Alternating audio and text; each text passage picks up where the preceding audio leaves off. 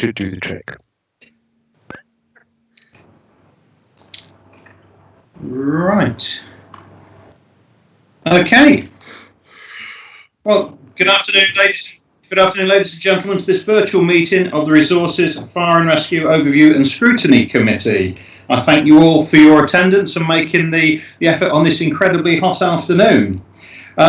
So we start. Apologies. John, I believe no apologies have been received for the meeting. That's correct. No apologies. Thank you very much.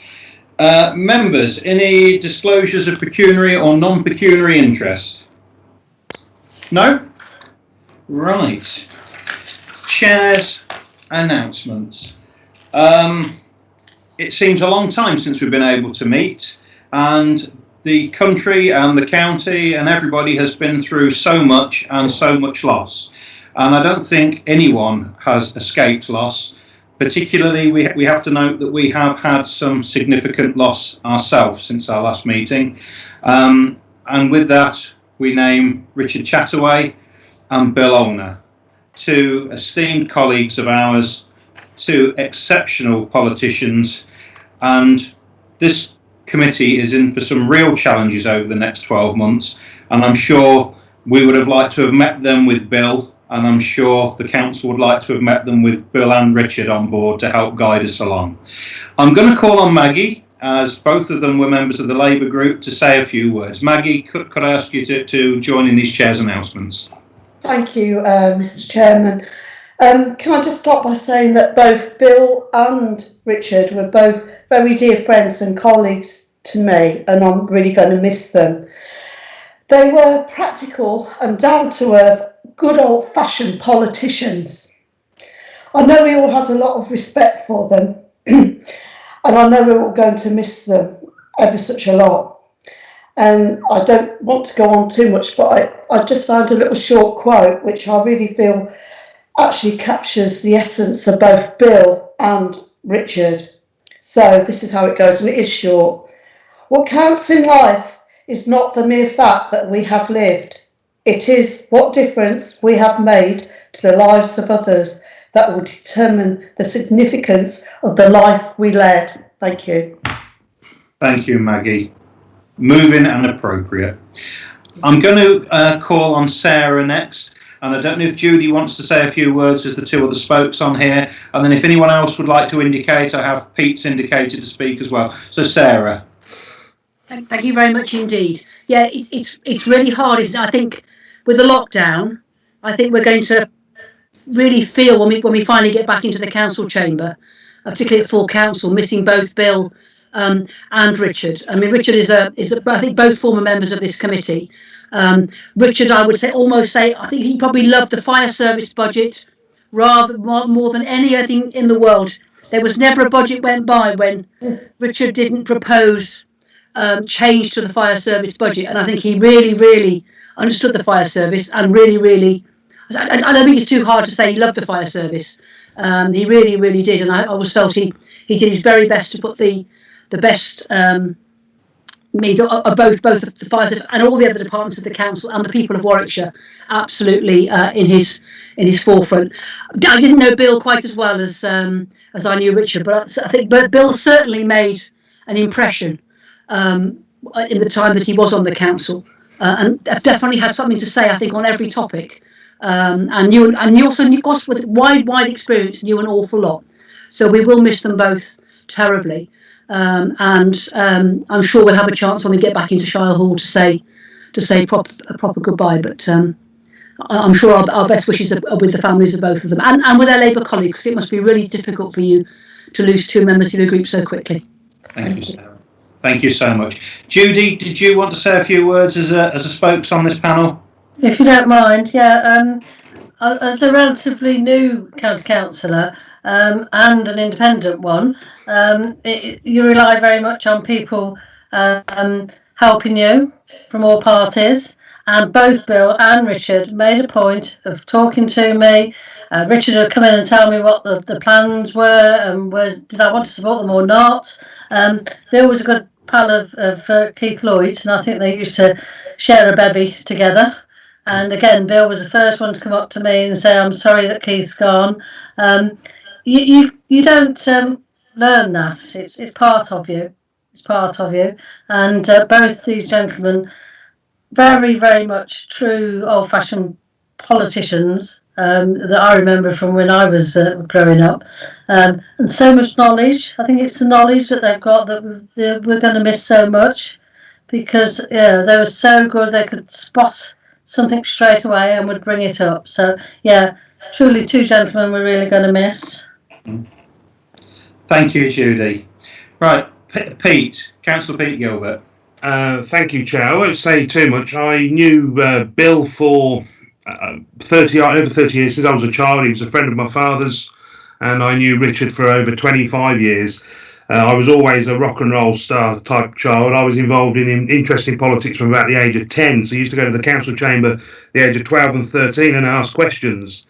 Richard and I used to sort of discuss many things over the years, but he was a great local ward colleague in Bedworth. He was passionate about Bedworth. It was always interesting to talk with him and always useful for the town when we as the collective county councillors in Bedworth got together.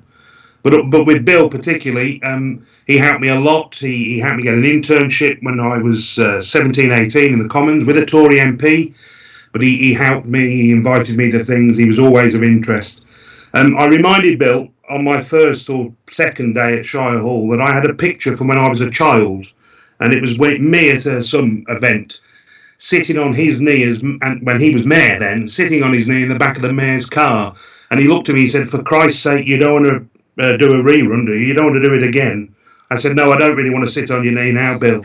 And he said, "Well, thank God for that." But Bill was just one of those people that I got on with. I was always a Tory, but he always showed me, not respect necessarily, but good manners. And he was somebody you could have a laugh and a joke with, and occasional drinks. And in the good old days, I used to have the occasional cigarette with him as well. But I will miss Bill and I will miss Richard. And they are good characters. And I think they were able to put aside party politics and deal with people on a one-to-one basis, which is very important. Particularly Bill was certainly somebody who could put aside party politics and just deal with you as a mate, really, to be honest. Pete, thank you so much. Ladies and gentlemen, with your agreement, let's take a moment. If you wish to turn your cameras and mics off, it's up to you. Let's take a moment and remember our friends Bill Olner and Richard Chataway.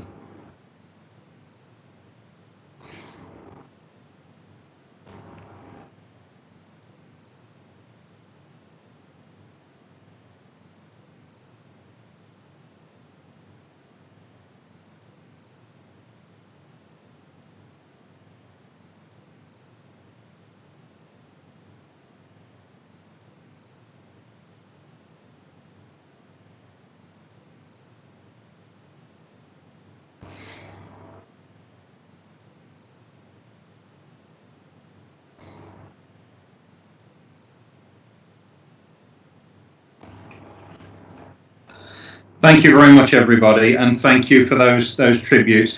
And I'm sure, John and Helen, can we make sure that the minutes reflect today our gratitude for the work that Bill has done for this panel and our thanks to him. And as I say, I'm sure we would have been much happier moving forward over the next challenging 12 months with Bill on board with us and Richard in the chamber with us as well. And can I record my thanks to Sarah and to Maggie and to Judy and to Parminder for the help they've given me on the chair and spokes meetings and the really constructive way you've helped me in this very difficult, challenging time. And to Kieran Barnaby and the portfolio holders, all the officers, thank you for being so pragmatic at this very, very difficult time. Thank you. Right. We move on to item 4 on general minutes of the previous meeting. They've been circulated. Is it your wish that they are recorded as a true record? Okay, John and Judy, for everybody happy? Right, thank you very much. Public question time. I've had no formal questions come from the public. Is that still the case, John? Correct. No formal questions have been received. Okay, so we move on to questions to portfolio holders relevant to the Scrutiny Committee. Are there any questions that wish to be raised today for portfolio holders? Sarah. Okay, Councillor Bow. Yeah, thank you. I wanted to ask a question of the Chief Fire Officer. We were just talking before the meeting started about the good visibility of what the fire service is up to. in the lockdown. Lots of really good PR. But I just wondered if Kieran, if how you're finding things, and obviously there's the whole social distancing thing and lockdown and stuff that you've been having to deal with. But I just wondered if you just say a couple of words about how things have gone and whether you're able to deal with the cases. How have cases gone up and down? We were saying that road traffic accidents appear to have gone up. That's my impression, but it could just be from your social media. So just really an update on how things are going and whether there's anything else that you need from us. Thank you very much, Councillor Vode. Certainly, it's been an interesting journey for us, and I think it was most acute for us at the start of the COVID outbreak. It was trying to find our feet in how we were going to maintain our crewing levels, and I think probably Barnaby came to the fore with that, him managing that part of the frontline business, really, in terms of an early and fairly innovative approach to it, that we would kind of lock down each station and for that station to become autonomous, so we weren't cross-contaminating. A number of other services probably had to use their usual arrangements of shipping crews in and out of various stations, which caused higher peaks for them in terms of the R rate, the infection rate. And I think for that reason we've kept our numbers relatively low, actually, and we saw a return to almost normality within a space of about a month. We've had incredible support from the wider county council as well in all of those arrangements, and that's been invaluable. In terms of the challenges at the moment, it's the 1 meter has been a real boon for us, because we were getting some challenges, not actually necessarily from Warwickshire, but more the national arrangements that we have around the Fire Brigades Union and the tripartite agreement that was established through COVID, around how we maintain social distancing on a fire engine, for instance, which was a bit of a challenge, but thankfully, again, with the kind of the lockdown arrangements we had at the station, treating them almost as bubbles, we could overcome some of that, and that almost became a second family group, if you like. And now with the 1 metre plus social distancing arrangements, we feel in a much safer place around that. So the good thing is, all the way through this period, we've maintained all of our statutory duty functions, also trying to enhance some of our prevention work. And I think that's where, again, working alongside all of the community shielding efforts, the welfare arrangements that we've been putting in place for the communities, and working alongside partners and colleagues, we've seen such a value in it. And I think as we come to a point of reviewing and into recovery, they're the things that we want to try and retain. So it's the connections in our communities, those hubs, that we think we can add further value to our wider prevention agenda. We're still making significant numbers of welfare calls on a daily basis, circa 300 in the peak of activity, and supporting the delivery of food parcels, pharmaceuticals, and the likes. We did stand up capabilities for supporting mortuary arrangements and our coronial services for body recovery. They weren't utilised, thankfully, but we did have the arrangements in place, and that was a multi-agency approach to that. We also have stood up arrangements to support care homes, testing in care homes, and again, the services haven't been required to draw down on that, but there's definitely a capability that's available if it needs to be commissioned. And that's it stood us in good stead. And I think where we are now is looking at a number of things that we were looking at prior to COVID, actually, in some respects, but probably on a more commercial footing, but looking at how we can support the economy and our businesses using our prevention teams. And we've got a new model that's been created to help us meet the challenges of Grenfell and Dame Judith Hackett's report, with 2 officers that are business fire safety advisors, and to utilise them to focus in on supporting small and medium enterprises within Warwickshire and helping them get back into business post-COVID.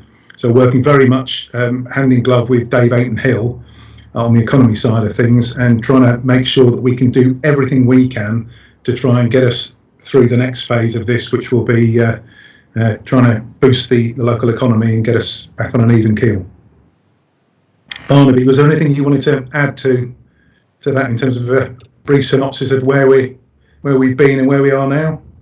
I think you've just about covered it, Kieran. The only couple of points I scribbled down, I think probably worth mentioning, we benefited from an increased on-call availability from furloughed employees and some who perhaps unfortunately been laid off. And to acknowledge that Whitehall moved remarkably quickly when we ran into pay issues with on-call furloughed employees, to enable us to keep them. And the other, just to give a nod to Warwickshire County Council ICT for the work that they've done supporting the protection, the business safety sort of element you've just been talking about. We got some stuff developed there really very quickly, so that's just worth mentioning that. So. Thank you, Barnaby. Particularly on the on-call, they've been remarkable and supporting many of those adaptive measures that we've had in place in the community, and that's helped support them obviously because many of them were furloughed or laid off, and actually Warwickshire are at the front of influencing the Home Office around the furloughing scheme for on-call firefighters.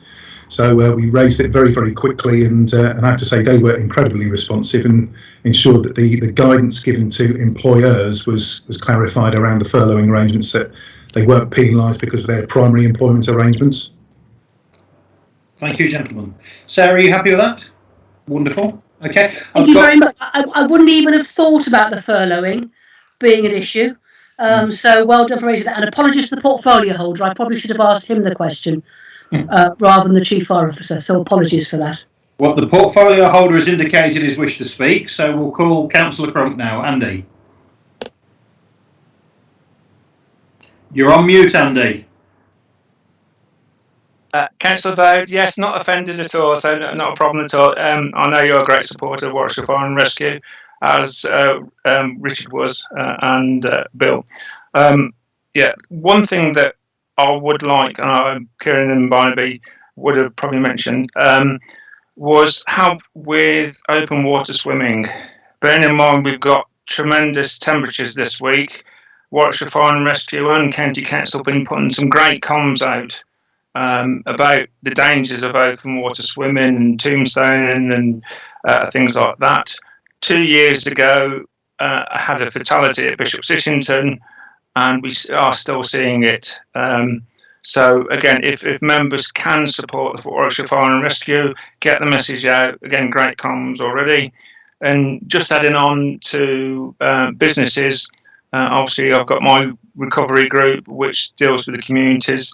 And I'm sure Fire and Rescue will fit into it well, because the quote is that major fires to businesses cost £5 billion a year, and if a business, 2/3 of business that have a major fire do not start to recover, and they go out of business. So again, if we can make sure our businesses are protected, and we've got a lot of fire prevention in as well, again, it will make sure our economy starts to grow again, and Warwickshire Fire and Rescue have got a pivotal place in that recovery. So, yeah, great work by all involved. Thank you. Thank you very much, Andy. I've got indication from Councillor Maggie O'Rourke. Maggie. Yes, just adding to that very, very shortly, because I know we've got a lot of work to do. As a borough councillor, I'd like to say thank you as well to all of the firefighters for the fantastic bit of partnership work they've been doing with all of the partners across the whole of the county. We really appreciate it. You've been right at the centre of our communities. You have been great ambassadors. All of the staff have worked really hard, but you know, the uniforms, the red, the blue lights, the red. Yeah, everybody loves you, and everybody's really sort of very grateful for everything that you've done, and you have great trust within all of our community. So a big thank you to you and all of your colleagues. Thank you, Maggie. Councillor Pete Gilbert. Thank you, Chair. Just to bring to Andy's attention, and also Kieran's, because obviously we haven't spoken for so long. I had a visit to Bedworth Training Centre, I think it is. I'm not very good with the names, and it was very enlightening, and we had a good chat. And one of the things that came out of that, and the reason I mentioned it is you mentioned furlough and the payment process, but one of the things that came out of that I heard was that sometimes we have the occasions when recruits aren't being paid or there's an issue with wages, and I just want to make sure that we don't allow that to happen. If somebody's doing a job, they should get paid. And I was also informed that when they contact payroll, which I believe they share with the county council, they often get a bit of a brush off that we don't deal with fire, that must be somebody else or whatever it is. And I just want to make sure that we have the communication with the people, because there's one thing I'm key on, is if you're working, you get paid. And a lot of people haven't got money in the bank, and they live by one paycheck to another, and it is important they get paid.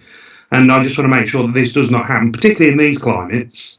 It's important that we pay people. So that was brought to my attention. I haven't had a chance to bring it up at any forum since then, and this is the first opportunity I've got.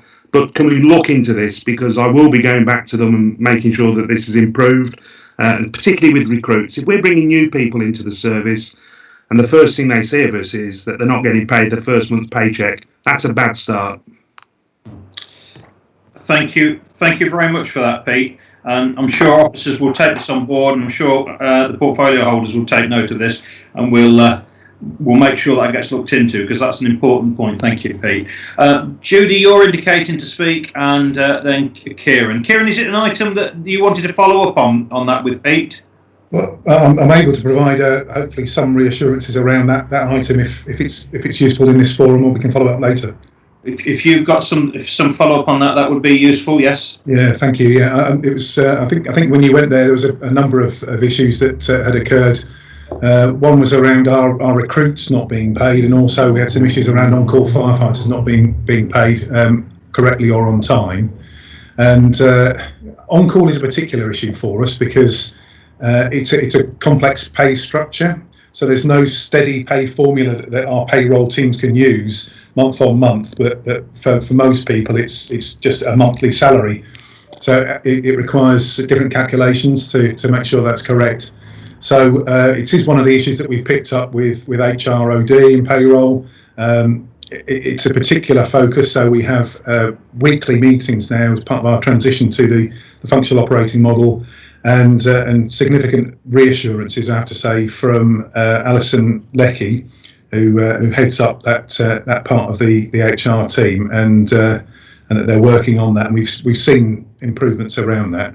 And also with the recruits, it was the way in which they were brought onto our contract arrangements. At that point, they're not substantive employees, and it was just something that got kind of missed in the mix. But we've had further reassurances around that. Thank you, Kieran. Thank you so much. That's really helpful, and that answers your question, does it, Councillor Gilbert? You're happy with that? Brilliant.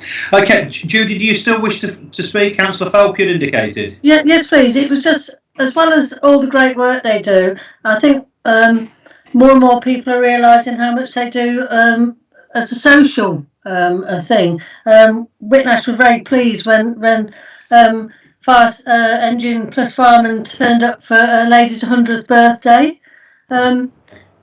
What a great publicity, opportunity to say to people, firemen do this as well. And you have got a very, very good social media page, and it may only seem a small thing in a very difficult time, but that's the things that make people smile.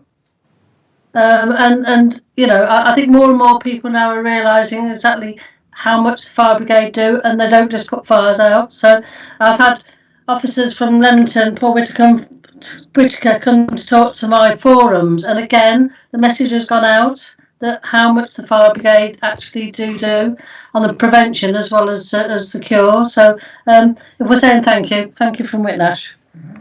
Judy, thank you.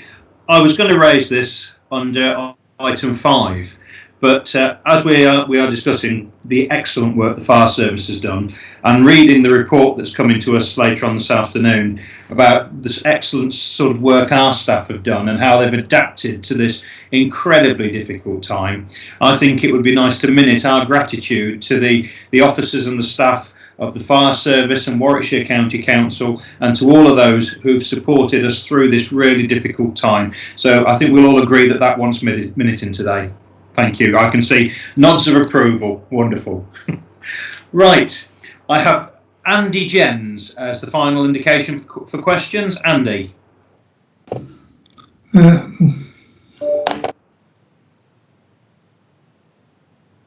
You're muted, Andy. That's it. Can you hear me now? Yeah. Yeah. Okay. Yeah, I was just to add what you were saying, Chair. I had a phone call totally out of the blue from the fire service to check that I was okay during the lockdown. I don't know, well, they got my name because at some time they'd checked my fire alarm, I think, but that was really welcome. And I say it was a professional call, and but also a friendly call. And I really welcome that, and I'm sure lots of other people do. Thank you. Thank you. I've got another indicator from Sarah on. Yes, Sarah, you've got a question on libraries, Councillor. Yes, I'm not. The trouble with Teams, you can't quite see who's here, so I'm not sure which portfolio holders are here. I'm not sure whether this is right or not. I saw a tweet this morning that said that libraries were able to reopen now. I'm not sure whether that's right or not. It was a tweet from Laura Koonsberg, of all people, and I just wondered if that is the case, and if libraries are able to open, what plans we had reopening libraries. And can I just say the newsletters and stuff that have come out from the library service during the lockdown have been really, really good, and I'm really heartened to see how many people have actually signed up as e-borrowers and stuff from the library service. It's been really, really, really good. Thank you, Sarah. Well, if anyone can answer that, it'll be Councillor Core, and I see her hand up. So, Councillor Core. Afternoon, everyone. Trust you're all well. You're looking well on the screen anyway. Bit red, but looking well. I just wanted to say thanks for that question, Sarah. So what we're looking at are looking at the three main libraries to begin with, and that is Rugby, Leamington and Nuneaton. Obviously, we need to do the risk assessments around that piece alongside the libraries, not the libraries, the museums as well. So we'll be doing that in conjunction. So when it does happen, it will probably flow together. So we want to just see how things are going at the moment. We have got the go ahead from government to open libraries. So you know, obviously when we get, there's a lot of you know, to understand how the risk assessments around our employees. You know that some of our employees that were in the libraries were also answering the calls in the shield hubs. So it's just understanding the mechanics of things and how we can get back into BAU, and it will be part of our recovery meetings that we have anyway. So watch this space. We are looking at it, and obviously there'll be a lot of comms coming out, and we'll keep you all informed about it as it progresses. Hopefully that answers your question, and I shall hide away again. Don't do that, Cam. It's always lovely to see you, and thank you for that. Does that answer your question, Sarah? Yeah, that's perfect. Thank you very much. Thank you. Right, I have no other indicators, so we'll move on, and we'll move on to the work programme. It's been circulated, has rather written itself, hasn't it, with the national picture, and I should imagine we will be busy with much of the COVID scrutiny work, particularly when the work panels have been set up. So is everybody happy that we note the work programme for, yes, next meetings? Okay, wonderful. Right, we'll move on to the first substantive item of business, which is item 5, the COVID recovery report. And I believe Rob's going to be presenting this for us. So I'll turn this over to you, Rob.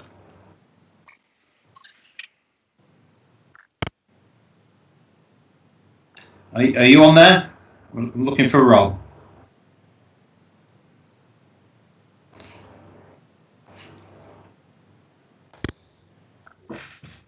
No? I think you're on mute, Rob. Rob, we can't hear you. Hi, can you hear me? Sorry about that. That's all right. Kicked out completely there. So you've got a paper in front of you that just sets out the work that's been done across the committee's portfolio in response to COVID-19 and some of the kind of key learnings from it. And then behind that, you've got the cabinet paper from June that talks about the overall framework for recovery, both regionally, sub-regionally across the county, The time phases that we're working through, the current phase being an initial 3-month foundation phase when we're reopening settings like libraries and museums and our buildings. We're sort of reviewing the change portfolio, developing a recovery plan to bring back to Cabinet in September. And that will then lead into a second phase, which we call in consolidation, where we stand up some of the key priority projects and programs, and then an acceleration phase when we really get into the delivery space. I think it's important to say that the speed and volume of work we've done over the last 3 months, whether it's how we work, in terms of the vast majority of our staff working successfully from home, whether it's democratic meetings being done online, whether it's completely different ways of engaging our staff and communicating with them, setting up a shielding hub operation, which delivered its 10,000, I can't say this word, package number 10,000 yesterday. Food parcel went out. We've done that from a standing start with very little sort of logistical skills, backed up by colleagues from across the council checking in with vulnerable people, making sure they're okay. A library service that has been provided throughout, but digitally without the buildings being open. Library book deliveries to those who are most vulnerable, and real innovation being shown in many ways. And I think it's recognising that we've probably delivered, a year or more's worth of transformation activity in a handful of weeks, and there's a lot of very positive learning for us to take from that. And the paper signals some of those areas. Of course, it is a challenging phase at the moment because we're balancing the ongoing response with really trying to set out a much longer term vision and trying to reinstate buildings and expand our services in a way that moves them into a different way of working, not just going back to how things were, because there's a lot that we can take forward. And so the paper just gives a sort of introduction to what we've done so far and provides some backdrop for the member working groups, which start to meet next week to look at priorities and areas of focus for the recovery plan. All of that takes place in an extremely difficult financial context, and partially unknown financial context. So we, like most authorities, are facing some real financial challenges, and there'll be some difficult decisions to make sure the MTFS remains balanced as we go into the next financial year. And there'll be some difficult choices about where investment goes and where it doesn't, frankly, because we will need to stop some of our activity. So I think the four working groups are going to look at place, economy and climate firstly, secondly health, social care and well-being, thirdly community, and then fourthly organisation. And I think all are relevant to the work of this committee, but the two that are probably the most relevant are the organisation work stream and also the community one. And the idea really is that the working groups bring forward recommendations to Cabinet for consideration in September, and then the overview and scrutiny committees will continue to scrutinise delivery of the recovery plan. And what we're working on is making sure that our change portfolio, which is the successor to the transformation programme, is aligned with the recovery plan around those four themes. There's more detail in the Cabinet paper, which of course you've seen before, but I think that hopefully gives a bit of a sort of background to the way that we're going to approach recovery and the fact that we're really trying to use what we've learned to move forward positively, and also not to go back to how things were, but to move forward in a different and more positive direction, building on some of the really positive things that come out of a really terrible situation. That's probably all that I'd say by way of an introduction, Chair. Thank you, Rob. Well, can I say, as I mentioned earlier, we are just so lucky to have the staff that we have got at Warwickshire County Council, and the staff that we've got in our fire service and our police and all the community groups that have supported us.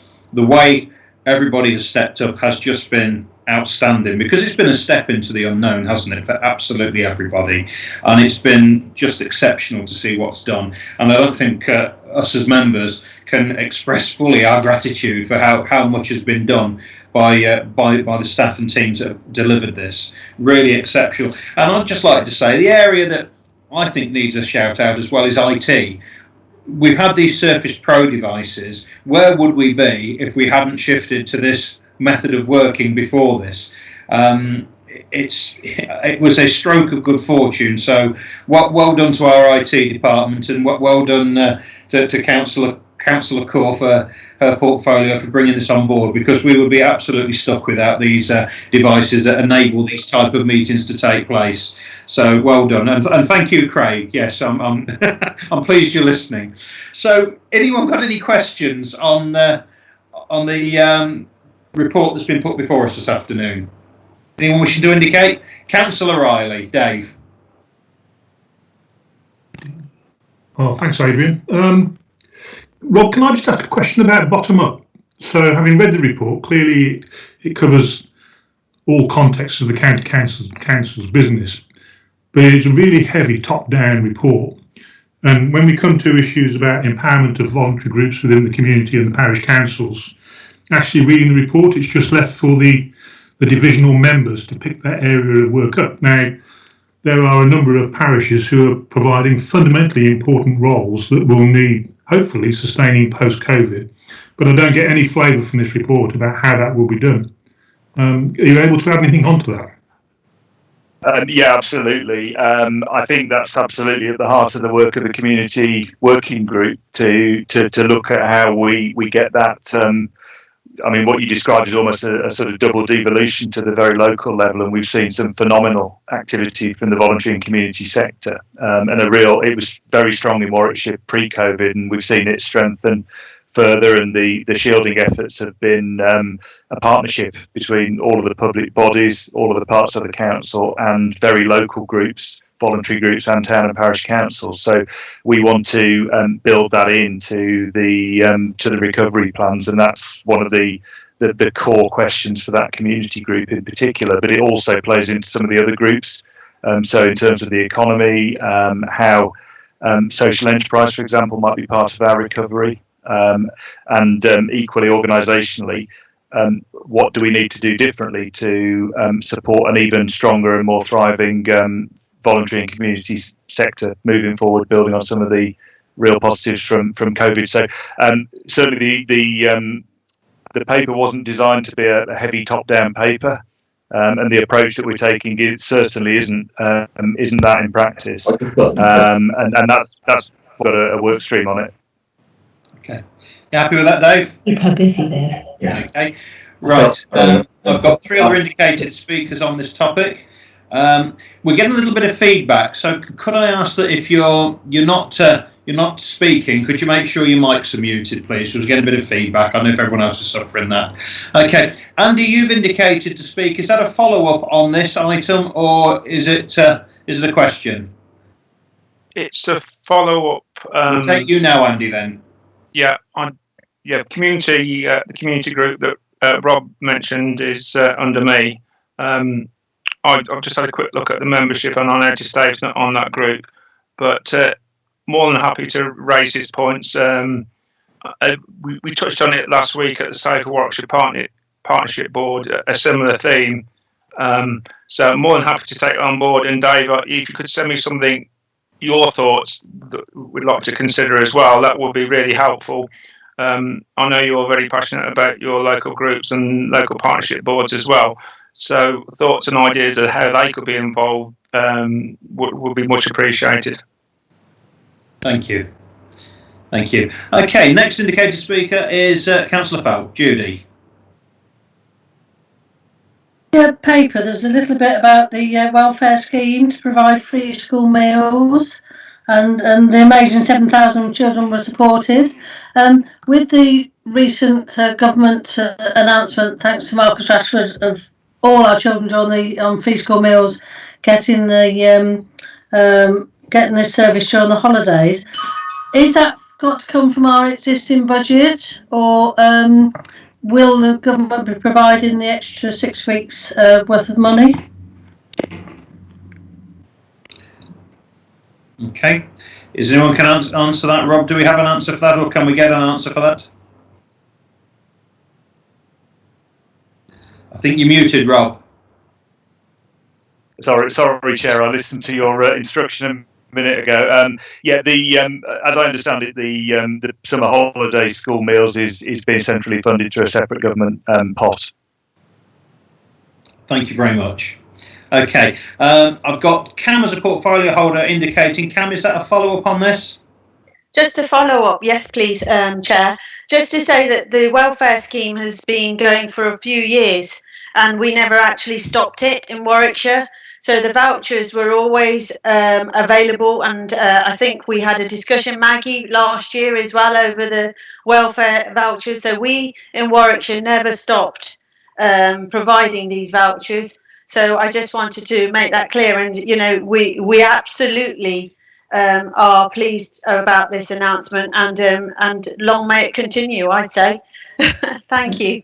Thank you, Cam. Yeah, I'm sure many other members like myself made local schools aware of this over the years in case they had any pupils that would benefit from it. I know I certainly did, and I'm sure you did as well. I think, Maggie, you indicated next, and then Sarah. Yeah, just to say to Rob again, I mean, I know we keep on thanking people. We said thank you to the IT people, and they have done a fantastic job. Everybody has. I mean, it's awful, but sometimes you do want to single people out, but everybody has done a really, really brilliant job. But I'd also like to say, you know, the library staff were brilliant with the phone calls that they were doing and follow-up as well. That I've had some really nice feedback on that. And actually, your officers, I mean, this report is very clear. It's really good. It's given us structure. It's given us direction. We're very clear, I think, as a group, what we need to do. And we've got a lot of work to do, so we probably just really need to crack on and start doing it. Thank you. Thank you, Maggie. Sarah. Thank you. I am on the community group, and I think the point is very well made about town and parish councils. I'm a town councillor in Leamington Spa, and also vice chair of WALC, Warwickshire Association of Local Councils.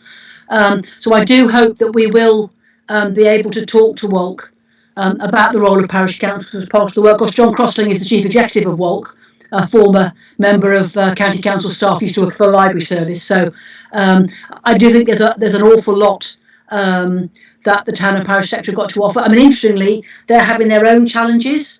For many of them, the idea of having a virtual meeting is something that's a bit of an anathema, I think. And I think some councils parish councils are struggling to meet because their members are struggling with video technology, and I think that shows, as already been said, I think the timing of us all going onto the Surface Pros, it was like somebody knew it was coming. You know, and I know from experience in my own town, we found virtual working quite difficult to start with because we had no cloud set up.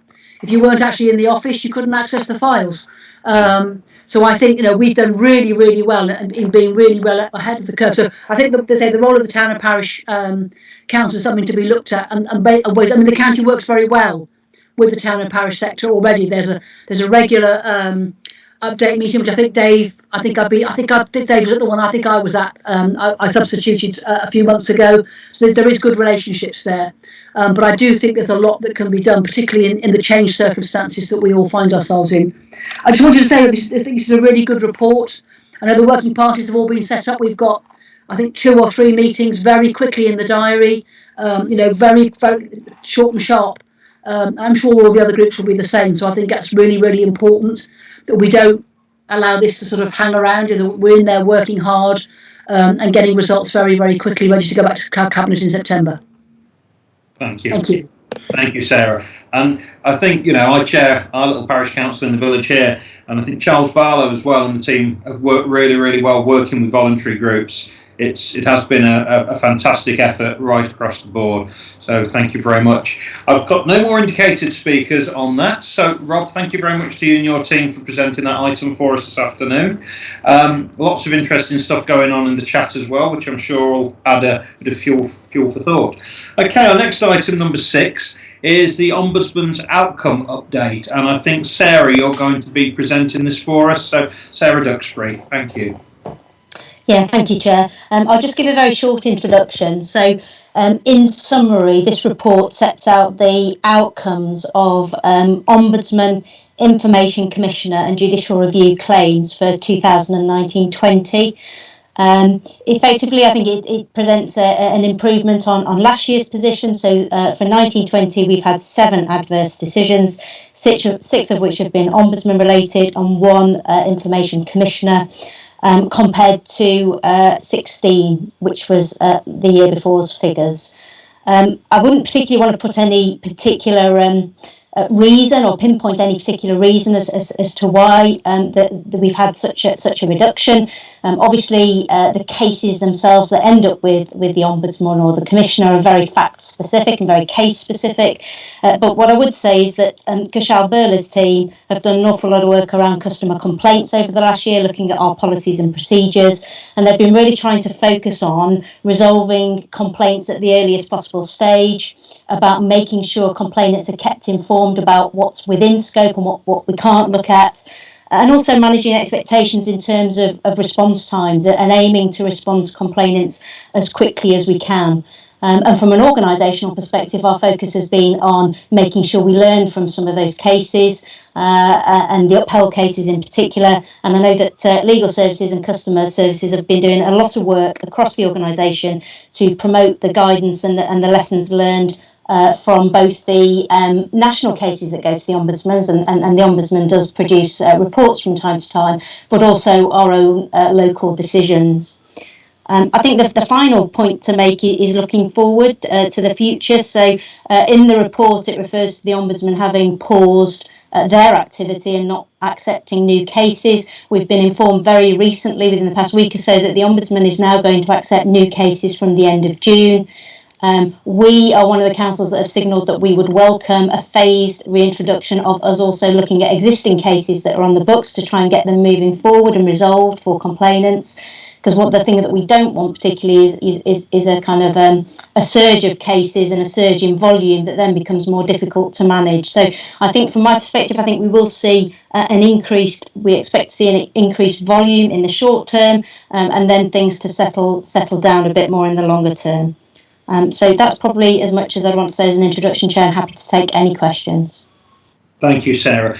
Well, can I say, excellent report, excellent direction of travel, and thank you for benchmarking it against the national picture for us as well, because that, as a member, has really helped me to see how we're progressing, and our performance seems very good. And obviously, we want 0. We'd love to see 0, but it's great to see the direction of travel as it is and how well we're performing against the national picture. Is there any questions on that? No?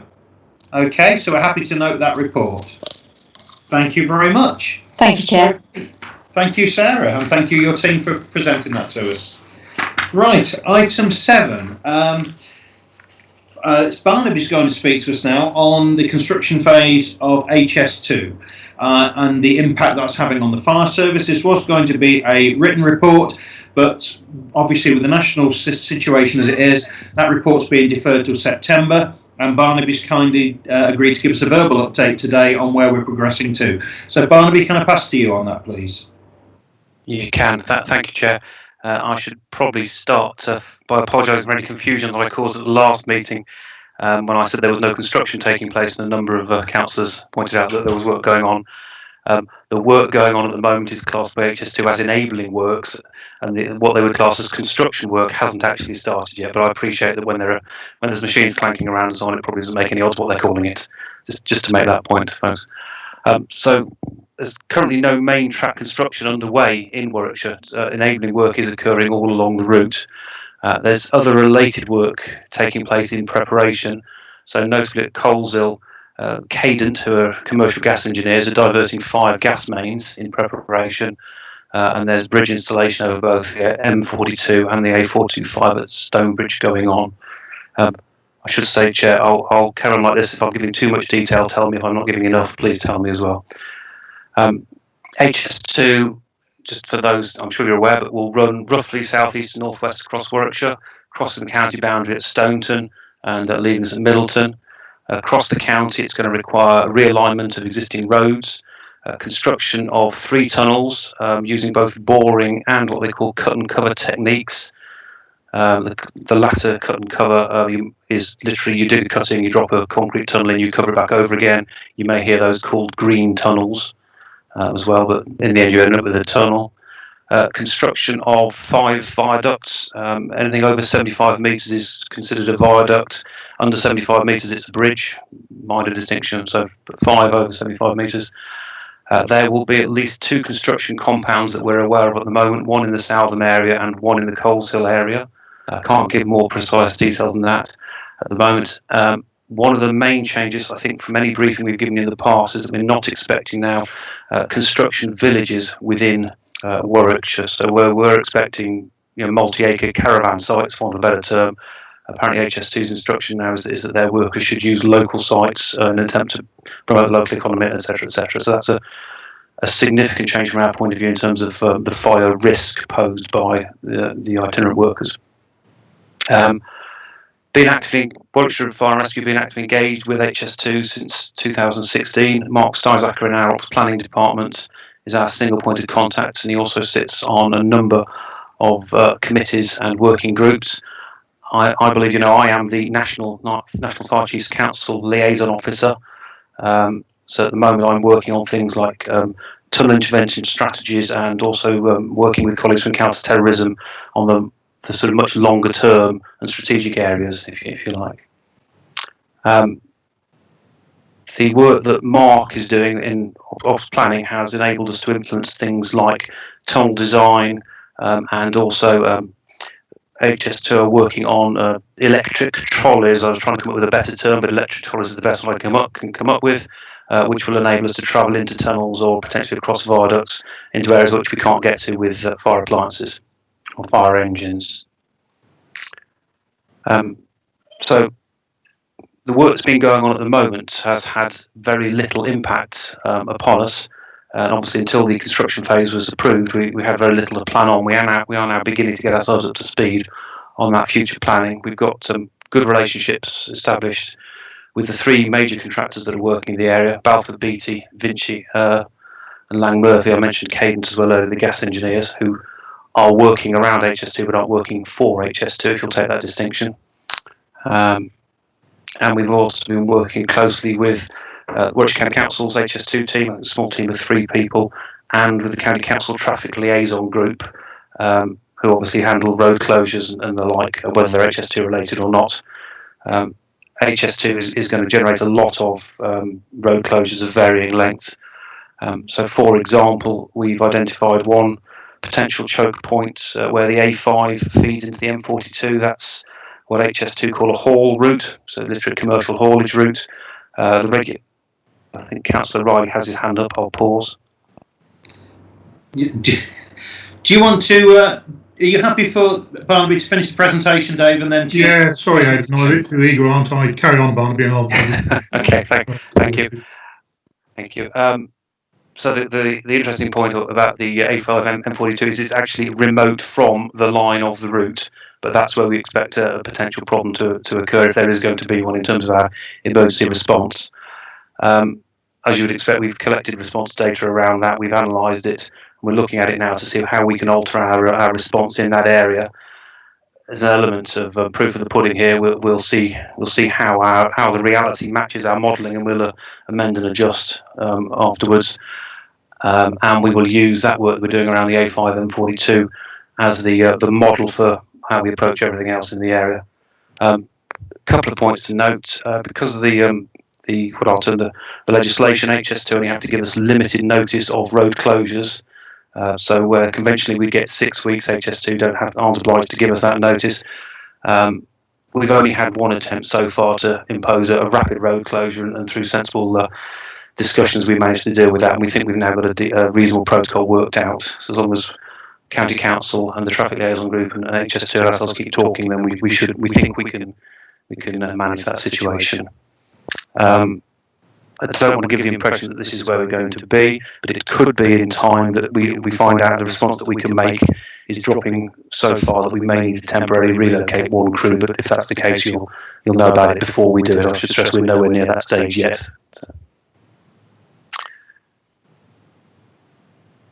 I think I'll probably pause at that moment. Joe, I've got a lot more detail on specific sites, but I'm not quite sure exactly what councillors wish to hear or otherwise. Well, that sounds a good base, and the best way is to open it up to councillors now and find out what questions they are. Now, I'm not a betting man, but I'd have had a tenner on Councillor Riley being the first one to have put his hand upon this. So, Dave, over to you. Oh, cheers, Adrian. 3 things. First of all, before I even start on 3 things, thanks, Barnaby, that sounds really good. Can I confirm that you didn't list the local planning authorities in the list of organisations you're engaging with? So, for example, North Warwickshire Borough Council is the lead planning authority for every part of the development in North Warwickshire. So, first of all, just to confirm that you are engaging directly at a local level as well, because not everything for HS2 is covered under the Code of Construction Practice. And I think in North Warwickshire, we're expecting 4,500 additional planning applications to come through during the life of the project.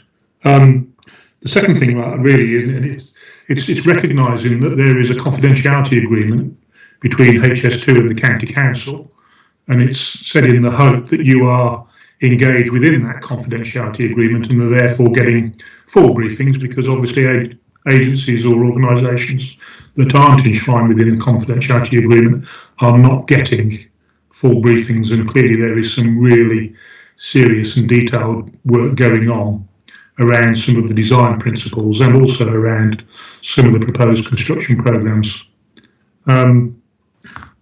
And I forgot what the third one was, because I never wrote it down, but there you go. Shall I answer the first 2 whilst the third one reoccurs? With regard to the planning authority, yes, we would be engaged where appropriate. Obviously, county council will be engaged in some areas around specific planning. Fire will be engaged around things like water supply, access, egress, all the stuff that you would expect us to be engaged around. So yeah, absolutely. The confidentiality agreement. I am sitting on the committees which are discussing tunnel design. As I say, I've got a meeting booked with colleagues from counter-terrorism in the next fortnight or so. So yes, I'm confident that I'm seeing the full picture. If I can interpret the question like that, that's okay. Has the third question occurred, sir? Yes, sorry, it was just to recognise that there's going to be a lot of open water. So both through the final design with all the creation of the balancing ponds, but also predominantly through the construction phase. Obviously, we're talking, sorry to be so parochial, but we're talking about at least 16 years of construction for HS2 Phase 1 and Phase 2B in North Warwickshire, the only area in the country that has it. Now, we know that through both construction and through built structures, we're going to have open water everywhere. So are there open water management plans in place as well? So it's an excellent question. I think the 16-year estimate is pretty much bang on there as well. So we've got a number of hazards. Some of them are applicable to any construction site. Some of them are different. We have gas engineers going 10 metres down underground to redirect pipes. So we're doing confined space exercises already in those areas. Obviously, as people start building viaducts, that will bring challenges that we're not used to within Warwickshire. I'm sure we'll adopt and adapt. Open water, our crews are already equipped to make rescues from open water, and the local crews will be familiarising themselves with the risks in their area. And the Ops Planning Department will be producing guidance specific to HS2 and putting it onto our mobile data terminals.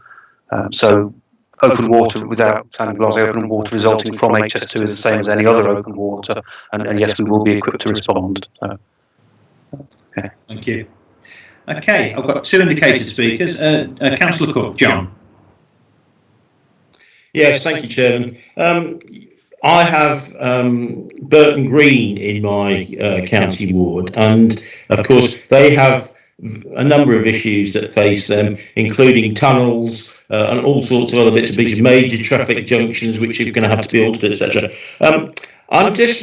The problem we're having, and I'm really going to ask Barnaby whether he's discovered this yet, we're having various, well, I say it we are, I think Burton Green is having problems liaising with HS2 on a number of issues. That means that they then come back to me as the county councillor, which then means it goes back to Sarah Louise Lee and the HS2 team. Have you been finding any difficulty communicating or getting cooperation from HS2, or is it too early for you to really tell what the cooperation is? Because I have to say, it seems that I seem to be going on a roundabout of having to go backwards and forwards. And I'm just wondering Bearing in mind this is very, very early days, what your experience has been, Barnaby? I have to say, so far we found them really quite responsive, specifically on the fire and rescue front. They have an ex-fire officer, Ian Parkhouse, employed working for HS2, who's my primary point of contact, and they're going to pay for a second seconded fire officer from the National Fire Service to go in and work with them to ensure that it is all lined up.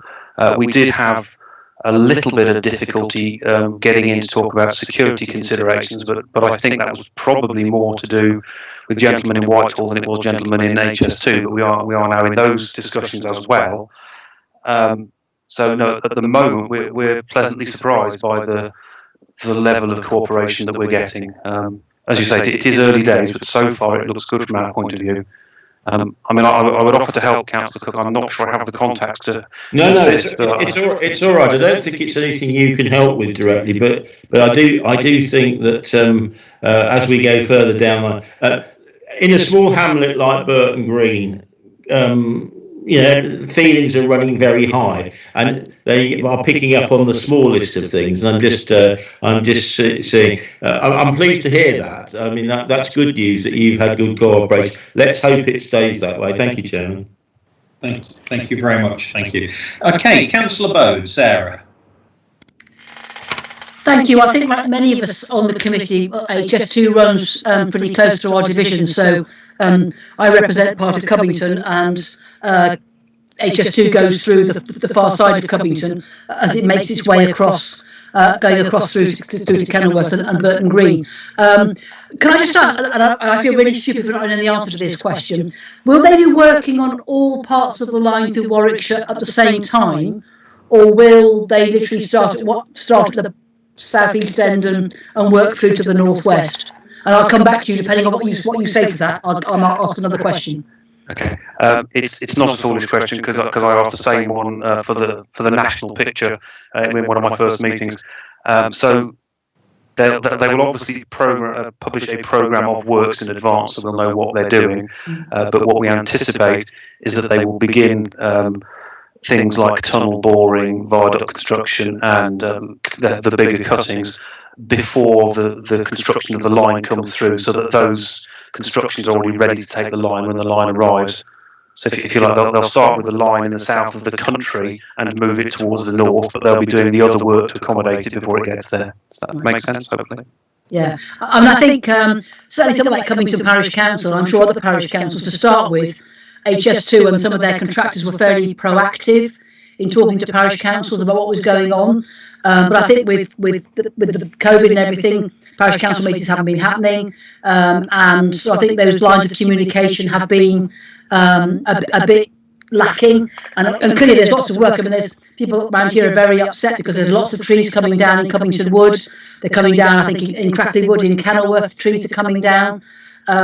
So they are upsetting lots of people by the work that they're doing, and obviously liaison is something that's really, really important.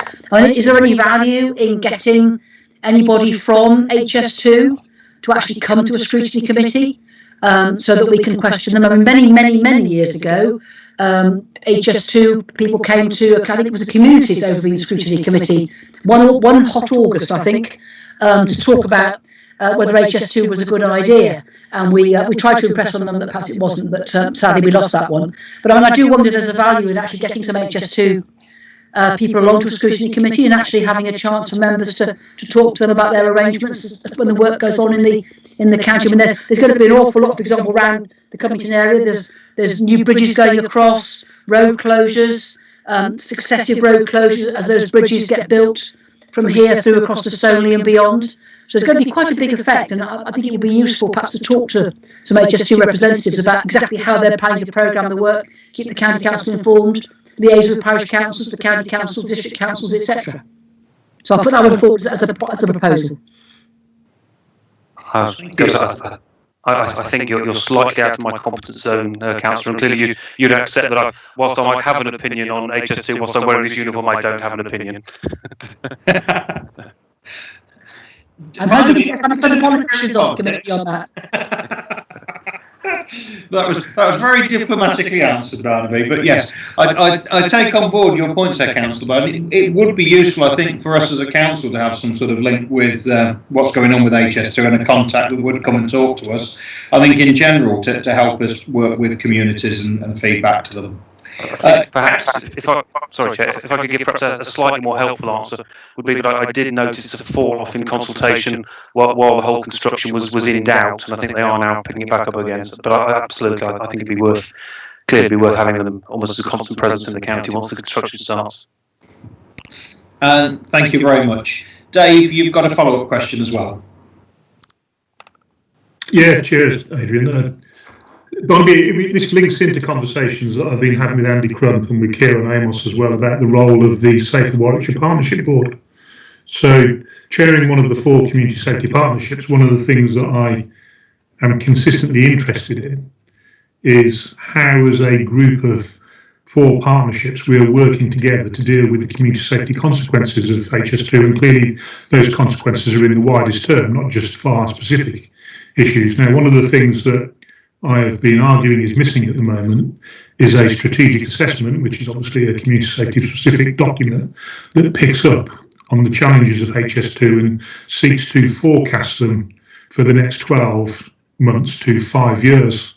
Now, at the moment, we're not anywhere near producing that document, albeit we did debate it again at the last meeting, albeit unsuccessfully. So, in terms of your sharing of information, it is an extension really of the point that Sarah makes, and that is that strategic assessments can be shared confidentially between organisations, all interested organisations, and then redacted versions of them can be made public.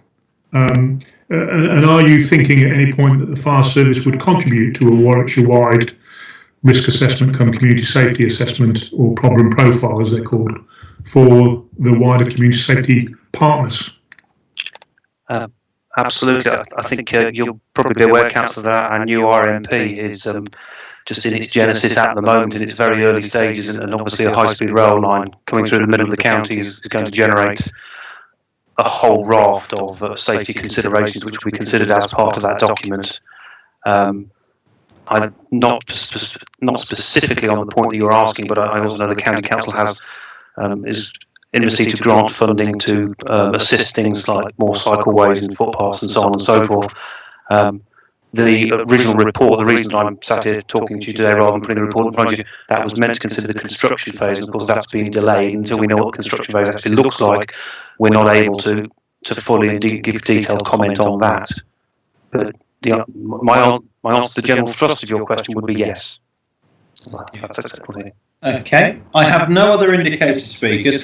Barnaby, thank you very much for that incredibly detailed report, and Kieran as well for coming on this afternoon. Very, very grateful to you as always for coming and sharing your expertise with us. Right, okay, item 8, any other urgent items? None has been notified to me.